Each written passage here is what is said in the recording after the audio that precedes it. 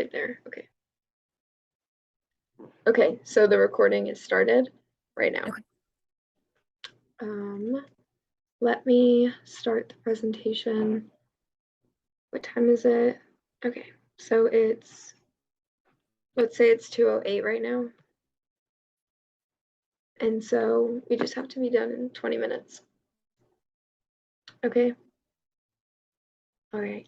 So I'm just gonna start off introducing myself. Okay. Hi everyone, my name is Hannah Kava Mushrombrook. Hi, my name is Yaneli Solache Arroyo. And we did our intercultural interviews over Venezuela and Colombia. Our thesis is that these interviews will focus on the value orientations, the style of community represented, and the varying degrees of tight and loose cultures seen in Venezuela and Colombia.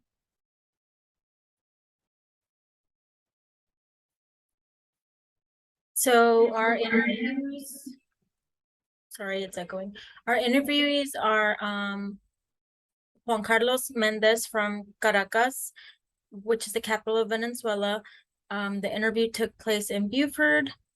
And the other interviewee is Jose Maestrenao from Cali, Colombia, and the interview took place in Gainesville, Georgia.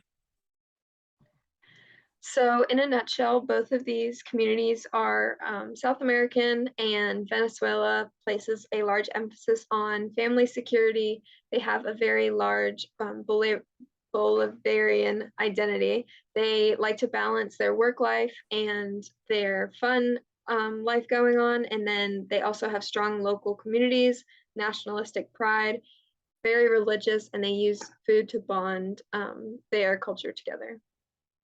In Colombia, Colombians are generally happy and optimistic. There is a social class stratification in the culture. They're very family oriented. The majority of Colombians are Catholic, and they value experiences over time spent, and they are a overall collectivist culture. So we can see that family is important in both of these cultures.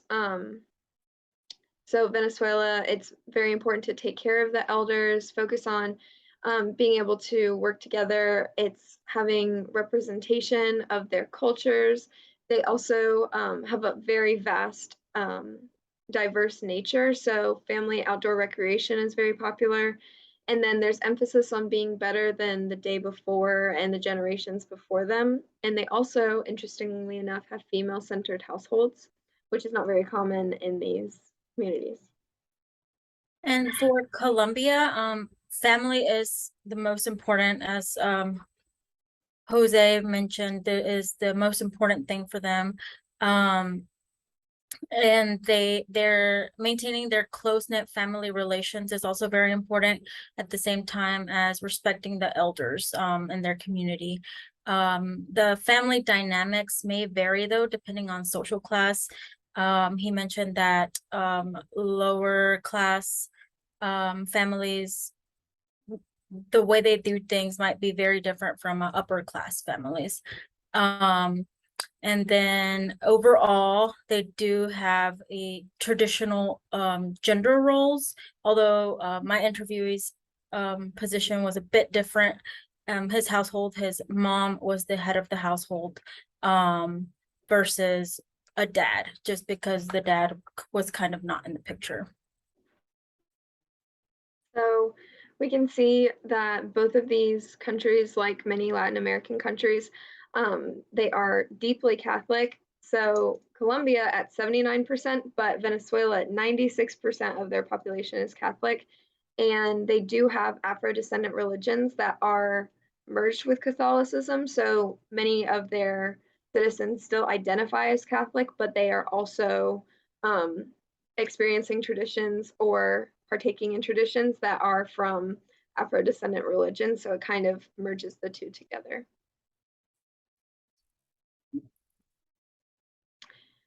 All right, and so we are going to be talking about the Kluckholm and Strodenbeck 5 value orientation questions.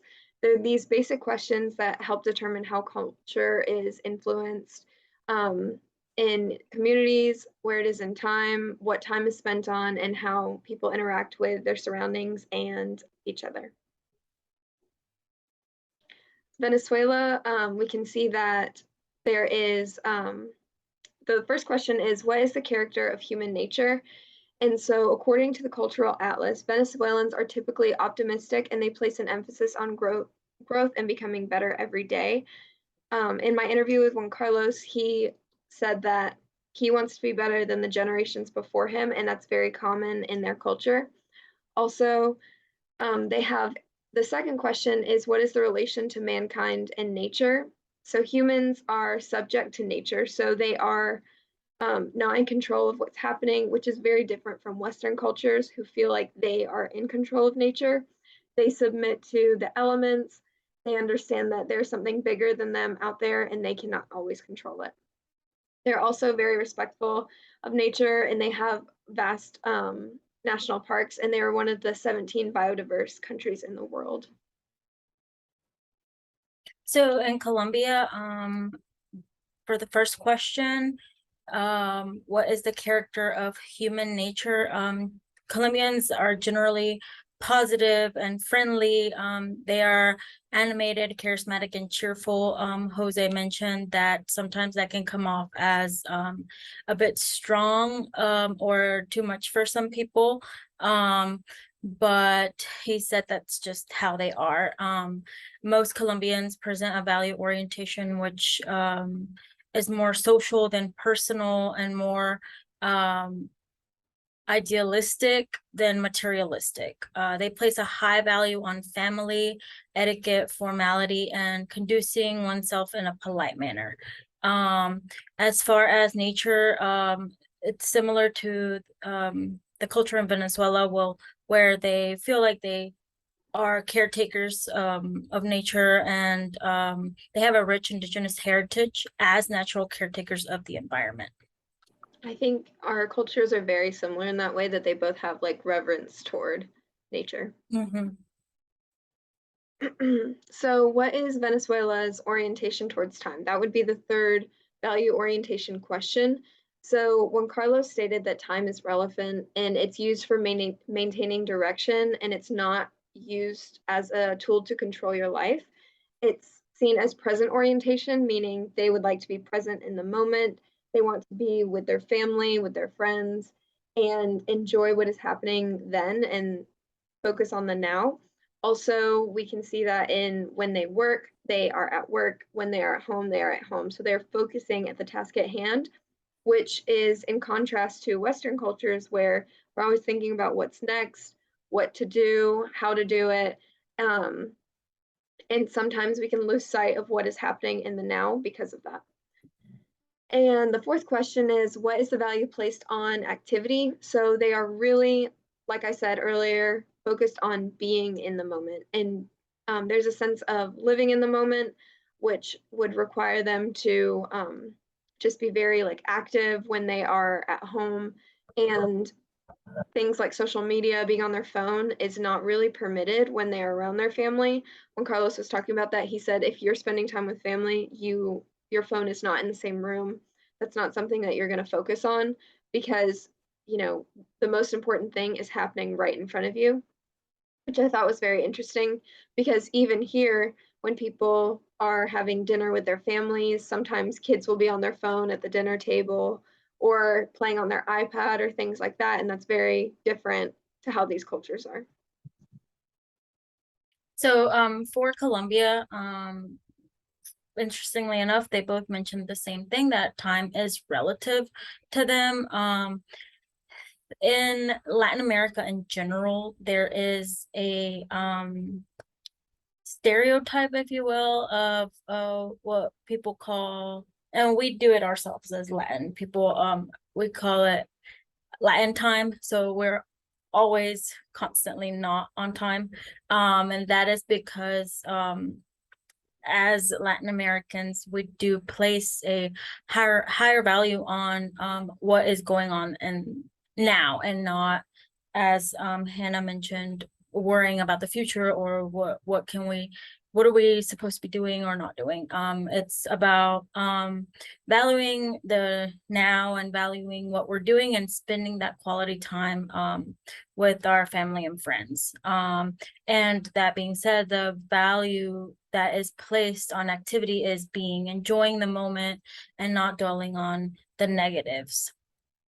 I think we can also both see in these cultures that they're not very upset. Like you were talking about the Latin time, people don't really get upset in those cultures when people are running late or when things like that are happening because it's so custom there. Whereas here, if you are, 10 minutes late to dinner, people would be like, "Why are you late today?" or Mhm. things like that, which I Yeah. just think He that. mentioned something that I do it all the time. So he mentioned that one of the first things that they noticed when they arrived to the United States was the constant movement of people. Everybody was Mhm. just moving, and they didn't pause, they didn't take time to spend. It was just constant movement. But one thing he mentioned when it came to time was that eventually he learned how to tell somebody, because he would constantly be running late.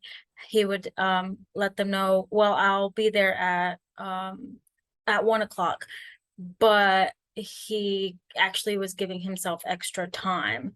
So, he would just kind of plan for it because that's just his nature. Mhm. Well, that's a smart way to do it.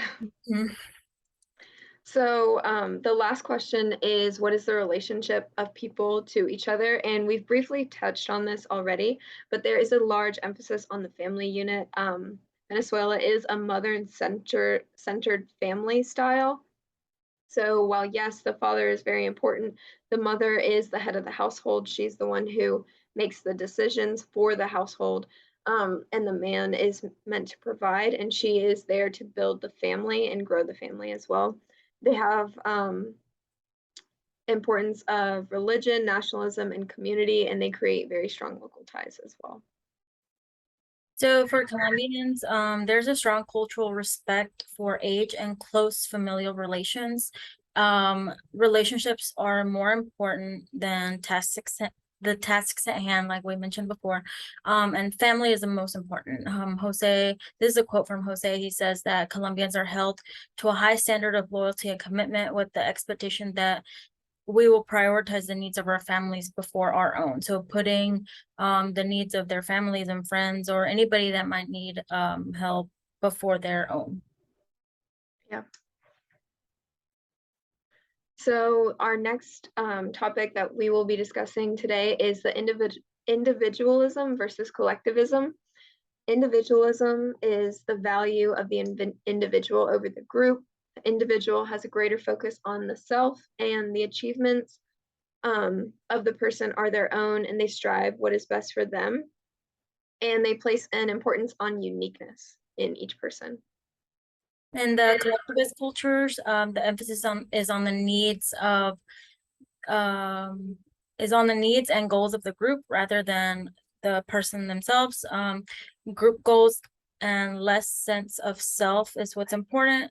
And there is a national and community pride and overall emphasis on the greater good overall, not for the individual. So both of these South American states are very collectivist, like traditionally. Venezuelans believe it is the utmost importance to always provide for their family. They also put an importance on being presentable, well dressed, in order to represent their community and themselves well, but mainly how they represent like their family. So when Carlos was speaking on, he said, when you go out in public, you are an extension of your household. So if you are representing that poorly, your whole household looks like they are being represented poorly. Children and young adults are also expected to visit with and learn from the elders in their community, which allows for them to have greater tightness in their communities because they know generationally who they're connected to, how they're connected to them, and then they get to pass down information like that as well. And an example of this would be when Carlos left Venezuela to come to the United States so that he could have a better life for his family. He left his family, his friends, everything that was comfortable to him, and came here in order to provide a better lifestyle for his family, he gave up his own selfish needs in order to provide for the greater good of his family and his community. And he would send money back regularly for them, and the goal was to get them to the United States eventually. And I think that same collectivism can be reflected in Jose's interview with me. He said that in Colombia, people will often go out of their way to help whoever is in need. Um, and he mentions that when his family and him immigrated to over here to the US, he kind of had the option of staying because him and his mom and his dad weren't together.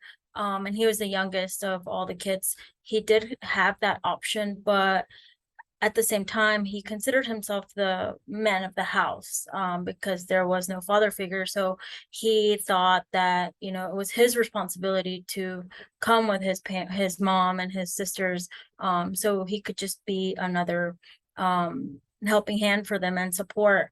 And, you know, that goes to show how much he put his family first before him. Really reinforcing the traditional gender roles of the family. Mm-hmm. Mhm.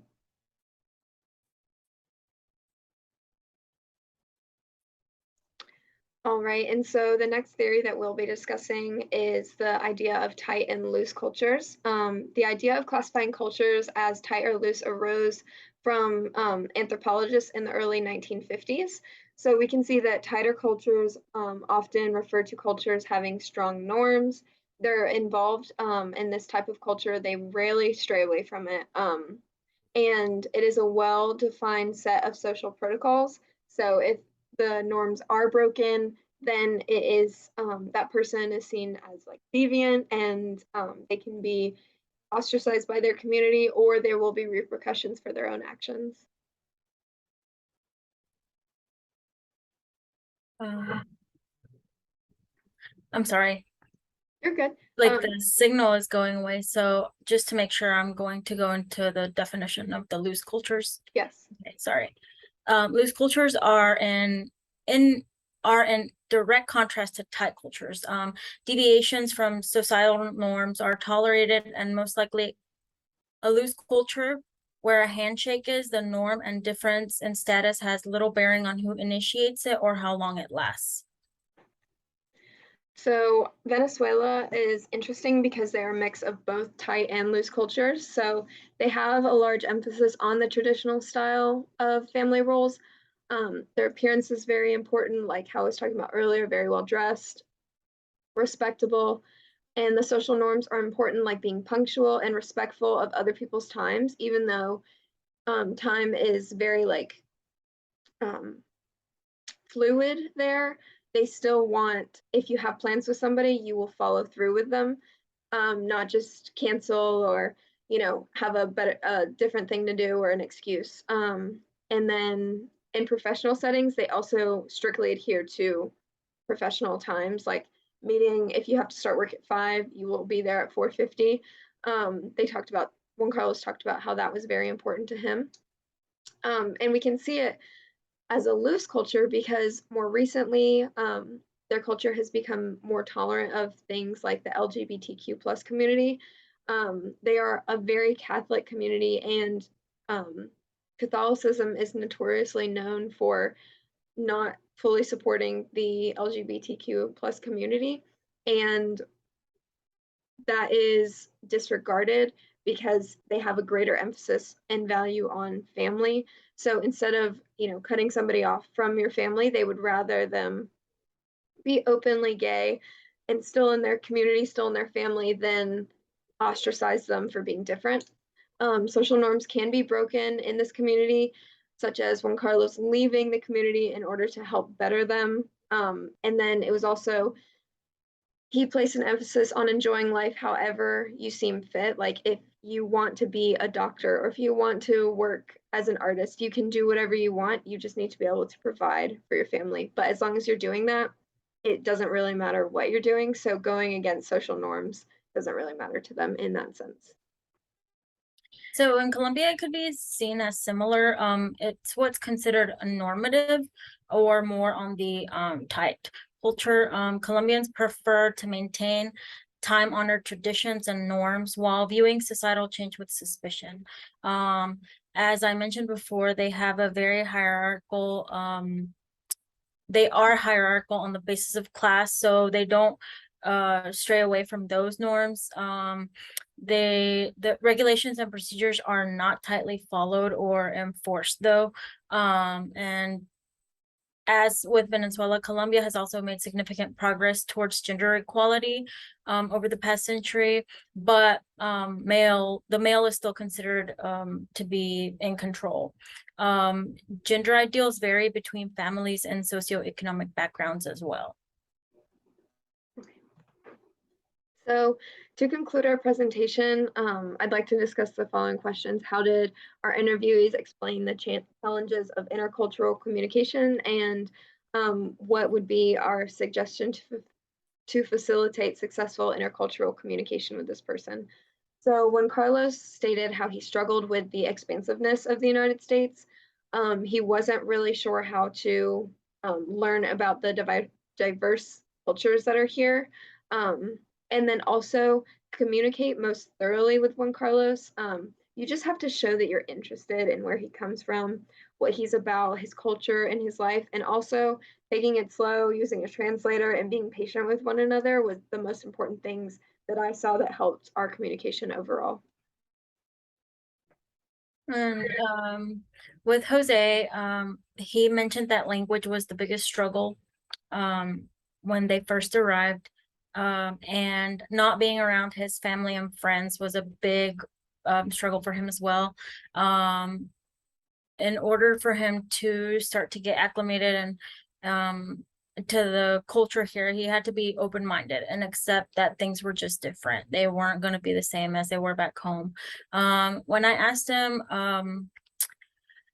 what he suggested that I could do to improve my intercultural competence, he said to be open-minded. He emphasized being open-minded to others' cultures and customs, to learn about the other person's culture, respect the other person's parents and elderly family. And specifically speaking with Colombians, he said that a lot of people tend to bring up the narco culture or anything, drug or violence related. And he said, just if you're speaking to somebody from that region, just stay away from that conversation.